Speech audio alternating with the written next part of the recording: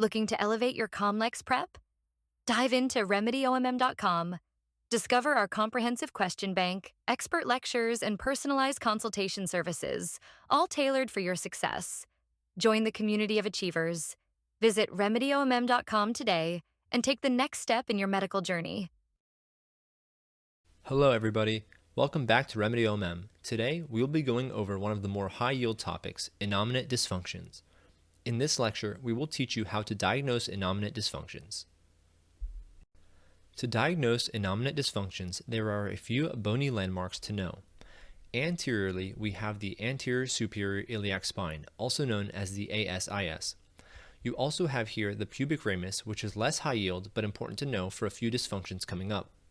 Posteriorly, we have the posterior superior iliac spine, also known as the PSIS, and the ischial tuberosity. The ASIS and PSIS landmarks will be the most important in diagnosing innominate dysfunctions. When palpating these landmarks during your physical exam, you will be able to tell if they are more superior or anterior when compared to the other side.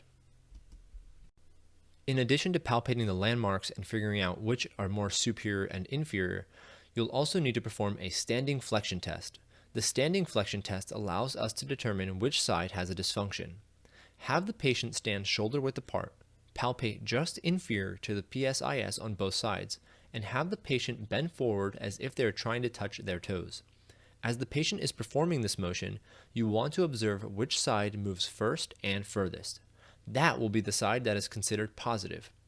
In the example picture on your right, you can see that the right PSIS moves slightly further than the left. Therefore, it would be considered a positive standing flexion test on the right.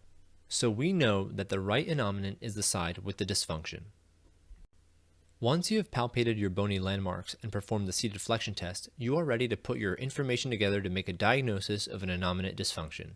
In total, there are 4 sets of innominate dysfunctions to know: anterior and posterior rotations, which are by far the most common, superior and inferior shears, outflare and inflare dysfunctions, and compressed and gapped pubis dysfunctions. And we'll go through each one of these.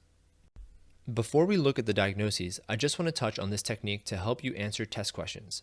You may see quite a few people using these hand gesture techniques, and they really do help visualize the dysfunction. You would set up your hands like this in the picture to represent the innominate bones as if you were standing behind the patient. In this view, the thumbs represent the PSIS while the index fingers represent the ASIS and the middle fingers represent the pubis. Based on the findings of the question, you can rotate your hands to help you visualize the diagnosis. Using your own body is a perfectly acceptable tool to answering questions in the testing center. I recommend you try it out as we go through the diagnoses for a better visual. Here we see a picture of anterior and posterior innominate rotation dysfunctions. Since we are looking at the right innominate in this picture, we can assume that we have a positive standing flexion test on the right. Focusing on the ASIS and PSIS, we can see that in a posterior rotation, we have the right PSIS more inferior to the left PSIS and the right ASIS more superior than the right, since the innominate is rotated backwards or posteriorly. On the other side, we have an anterior rotation, which shows that the right PSIS will be more superior than the left, and the right ASIS will be more inferior than the left. For a superior and inferior shear, essentially you'll notice that on physical exam, one innominate sits higher than the other. The standing flexion test will help you tell you which side has the dysfunction.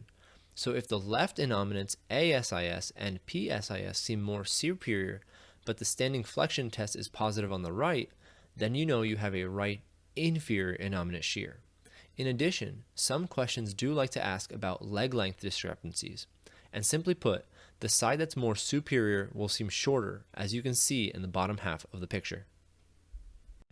The key to diagnosing an inflare versus outflare dysfunction is to first figure out which side has the dysfunction using the standing flexion test.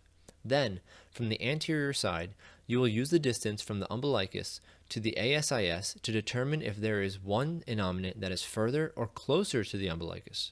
From the posterior side, you can look at the ischial tuberosity to see if they are symmetrical or not.